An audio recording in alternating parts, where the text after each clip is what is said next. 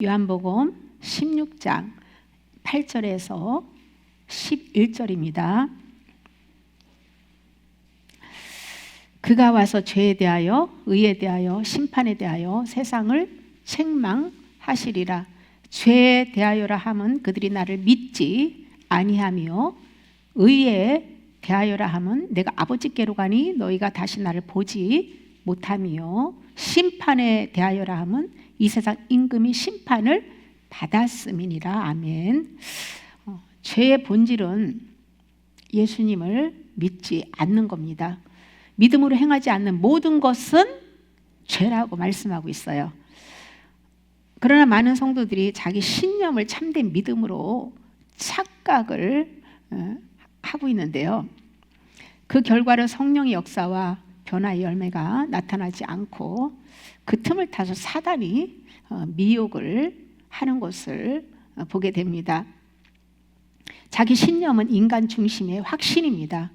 내가 무엇을 보고 느꼈다, 내가 옳다, 이런 생각에서부터 출발해가지고 어떤 자기가 지금 느껴지는 감정, 떠오르는 메시지, 어떤 그런 직관이라고 그러죠. 그런 것에 의존하는 것이에요. 겉보기에는 믿음처럼 보이지만은 실제로는 자기 확신에 불과한 겁니다. 반면에 성령이 주시는 그 믿음은 하나님 중심입니다. 나의 욕심과 감정보다 하나님의 뜻과 공동체의 유익을 우선으로 하고 말씀과 평강으로 확인되는 것이죠. 성령의 믿음은 항상 말씀과 일치를 합니다. 성령은 결코 하나님의 말씀과 다른 방향으로 인도하지 않습니다. 체험과 감정은 말씀을 돕는 도구일 뿐이지 기준이 될 수는 없는 거예요. 성령의 믿음에는 내면의 평강이 따릅니다. 상황이 아무리 어려워도 하나님이 주신 평안이 있다는 거예요. 반대로 자기 신념은 그냥 이렇게 욕심으로 인해 가지고 그런 이 기본 바탕이 그 욕심이 처리되지 않은 상태에서 그 어떤 것을 집요하게 생각하고 그러므로 해서 막 어떤 자기에게 나타나는 그런 현상들, 그러므로 해가지고 결과는 그 마음 안에 그 과정에서 조급함이 생기고요, 불안하고 두려움이 동반한다는 것이죠. 참된 믿음은 나의 뜻이 아니라 주님의 뜻이 이루어지게 하소서라고 고백하면서도 시작되는 거예요. 내 뜻대로 마옵시고 아버지의 뜻대로 이루어지기를 원합니다. 주인의 자리를 바꾼 사람들이 그렇게 고백할 수 있는 것이죠. 결과보다 순종의 과정을 중요시 여기고 감정보다 말씀 위에 확인될 때 진짜 믿음이 되는 거예요. 반대로 자기 신념은 결과 중심적이에요.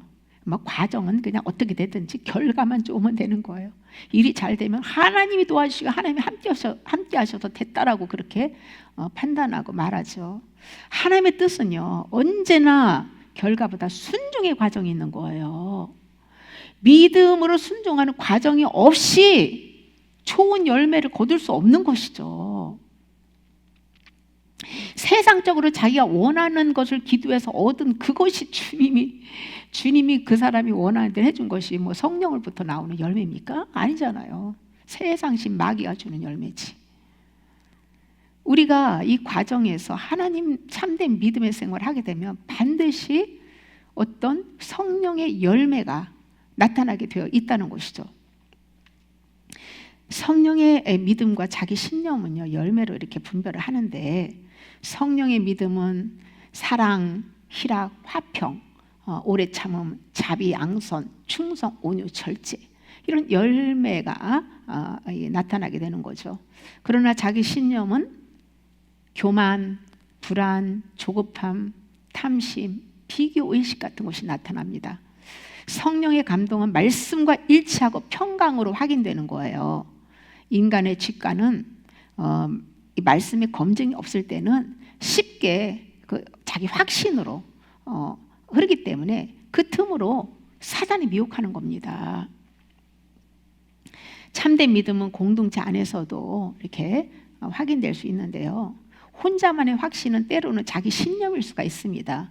그런데 이 영적인 이 체험을 이 믿음의 형제들, 특히 성숙한 그런 사람들과 그것을 나눌 때에 그걸 통해서 말씀으로 분별하고 기도할 때 그것이 참된 믿음인지 자기 신념인지를 분별할 수 있게 되는 것이죠.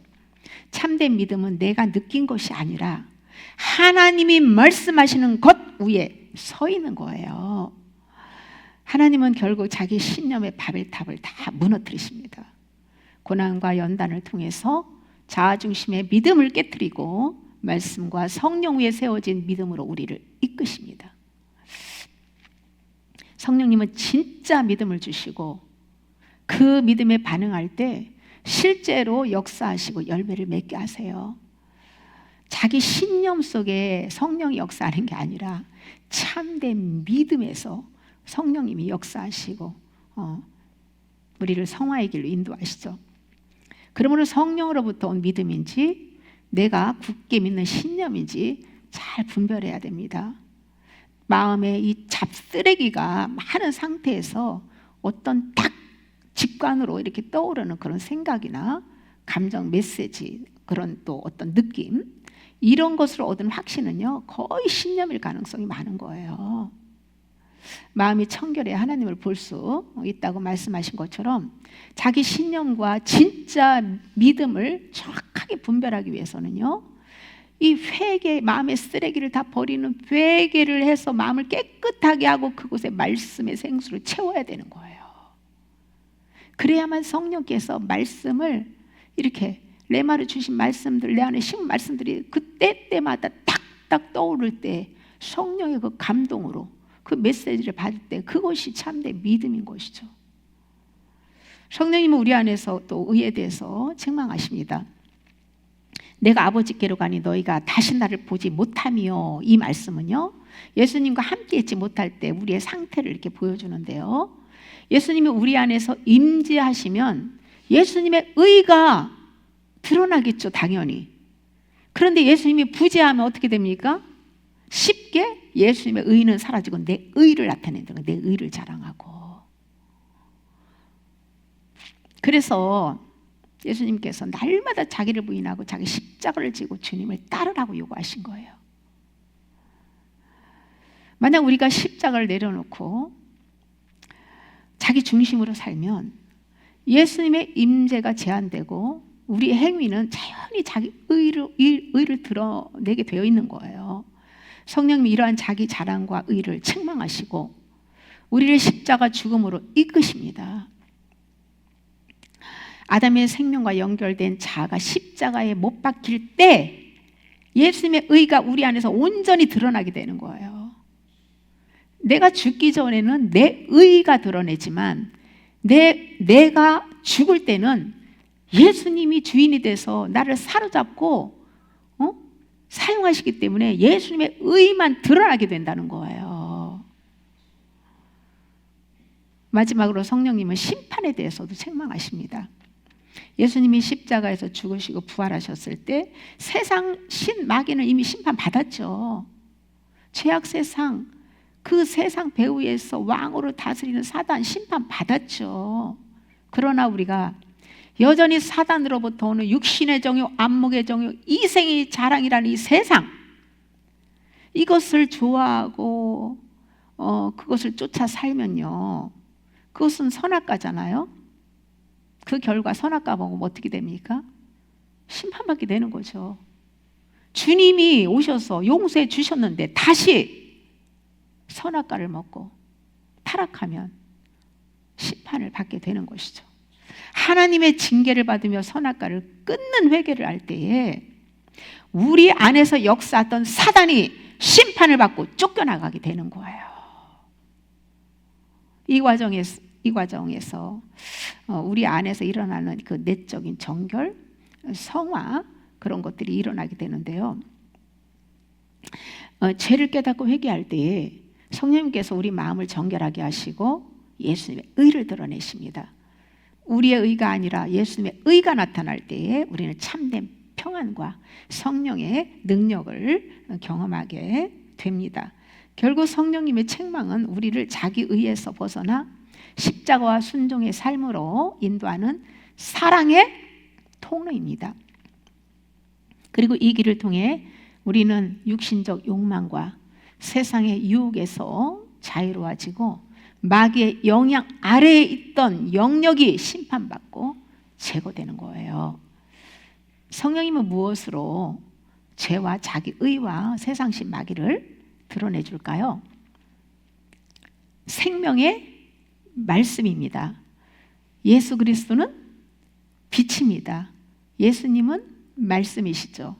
마음의 빛이, 진리의 빛이 임하면 어둠이 사라지듯이 성령이 임하시면 감춰진 죄가 드러나게 되는 거예요. 시편 50편 21절, 내가 너를 책망하여 내 죄를 내 눈앞에 낱낱이 드러내리라. 누가복음 8장 17절, 숨은 것이 장차 드러나지 아니할 것이 없고라고 증언합니다. 하나님께서 각자의 숨겨진 죄를 드러내실 때에 아무 때나 폭로시키지는 않습니다. 전도서 3장 1절에서 보면 범사의 기한이 있고 천하 만사가 다 때가 있나니라고 증언합니다. 하나님은 세상 모든 일에 정하신 시기와 과정을 두셨다는 거예요. 모든 일은 우연히 일어나지 않고 하나님의 계획 안에서 적절한 때에 일어난다는 것이에요. 태어날 때가 있고 죽을 때가 있으며, 심을 때가 있고 거둘 때가 있으며, 울 때가 있고 웃을 때가 있으며, 슬퍼할 때가 있고 춤출 때가 있다는 이 말씀은 모든 일이 하나님께서 정하신 질서 속에서 일어난다는 것을 보여주는 거예요. 이것은 하나님은 우리 삶의 모든 순간을 다 알고 계시고 가장 선한 시기에 역사한다는 뜻입니다. 이 원리는 성령께서 죄를 드러내실 때도 똑같이 적용되는 거예요. 하나님은 아무 때나 우리의 죄를 폭로하지 않습니다. 죄를 깨닫고 회개하고자 하는 마음의 준비가 되었을 때에 성령께서 우리 안에 어둠을 비춰준다는 거예요. 예를 들어서 우리가 스스로 의롭다고 착각할 때는 하나님은 잠시 기다리십니다. 하지만 죄 속에서 길을 잃고 고통받으며 부르짖을 때 성령님은 죄를 깨닫게 하십니다. 이때 비로소 진심으로 하나님 앞에 나와 무릎 꿇고 회개할 수 있는 거예요. 그래서 성령님의 책망은 타이밍의 은혜라는 거예요. 만사의 때가 있다는 말은 하나님이 징계나 이 드러냄의 타이밍조차 사랑으로 다루신다는 뜻입니다. 하나님은 우리가 완전히 무너져 낙심할 때까지 드러내지 않으시고 감당할 수 있을 때에 죄를 비추시고 회개로 이끄십니다. 그래서 죄가 드러나는 것은 순간에 그 은혜의 순간이에요. 은혜의 순간. 빛이 어둠을 몰아낼 때 치유가 시작되듯이 성령님은 암덩어리 같은 죄의 뿌리를 드러내어 고치시는 사랑의 의사이십니다. 성령께서 죄를 드러내시는 목적은 회개를 통해 아담의 성품을 죽이고 그리스도의 형상으로 회복시키기 위함입니다. 이렇게 죄를 드러낼 때 우리는 어떤 반응을 보여야 할까요? 어떤 사람은 죄를 숨기고 변명하지만 다윗처럼 시편 51편의 회개로 반응할 때 은혜가 임합니다. 진정한 성령의 역사는 통회를 동반합니다. 저는 몇 년 전에 그 말씀소리로 회개를 시작했을 때 그때 정말 통회 많이 했거든요. 근데 지금은 거의 뭐 매일 그날에 묻은 먼지만 그냥 이게 생수로 가볍게 발만 닦는 식으로 그렇게 이제 내려놓는, 자아를 내려놓는 그런 이제 회개를 하고 있는데요. 이것은요, 회개에도 큰 죄부터 작은 죄의 이 순서로 믿음의 반응이 다르게 나타난다는 걸 보여주는 거예요. 매일 샤워하는 사람하고 1년에 한 번 목욕하는 사람하고 똑같겠습니까? 우리 죄 씻음도 마찬가지라는 거죠.